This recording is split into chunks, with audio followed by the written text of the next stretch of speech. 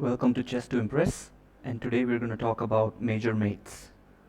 Now, as we all know that the rooks and the queens are major pieces and the bishops and the knights are minor pieces.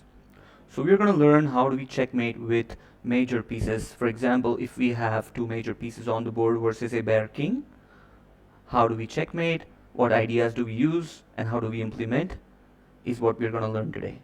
So checkmating with rooks and queens is the most common way to get a checkmate in chess.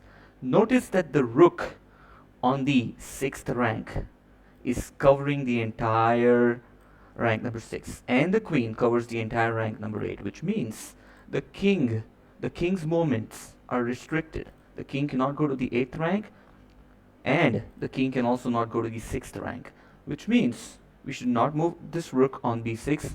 Neither should we move the queen on d8 because they control the vital escape squares or the important escape squares. So what do? We move the other rook. We move the rook on c3 and bring it on the 7th rank such that all the ranks are controlled. The rook on b6 controls the 6th rank, the rook on c7 controls the 7th rank, and the queen on d8 controls the 8th rank. And this is game over because if you just observe, the king has no escape squares.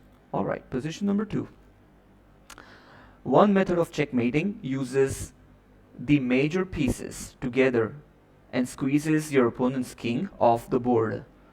We call this method as the stair-step method, or maybe the ladder method, okay? So how do we do this? The king is on the b file, right? We need to push the king on one of the edges. So edges are the, for example, the 8th rank, the h file, the 1st rank, or the a file, right? Since this king is very close to the a file, let's try and push this king towards the a file. So what do? Since the queen is controlling the c file altogether, we use the other rook. We put the rook on b7. Once the rook goes on b7, the king cannot go on the c file and the king cannot stay on the b file, which means the queen needs to go on the a file. Once the king goes on the a file, again, it's like the ladder method or the stair-step method. You just keep on improving, you just keep on climbing. The b file is controlled, swing the queen on the a file, and this is a checkmate. Perfect. Right, now let's go and do position number 3. Okay, alright, let's take a look at this. The king is on the 6th rank. We want to push the king on the 8th rank. We want the king on the 8th rank. Now as you can see, that the king can clearly enter the 5th rank. What we need to do is we need to restrict the king from entering the 5th rank. So the rook protects the 4th rank.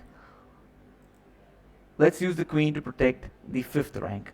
Queen to a5. The entire 5th rank is covered, right? If the king goes to c6, you use the rook.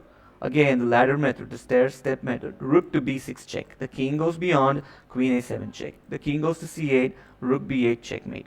Alright, this is how you use your major pieces to checkmate. Again, position number 4 is like the same thing, just that we need to checkmate by creating a major piece, which means we need to promote this pawn, make a queen, and then checkmate. You play the move a6.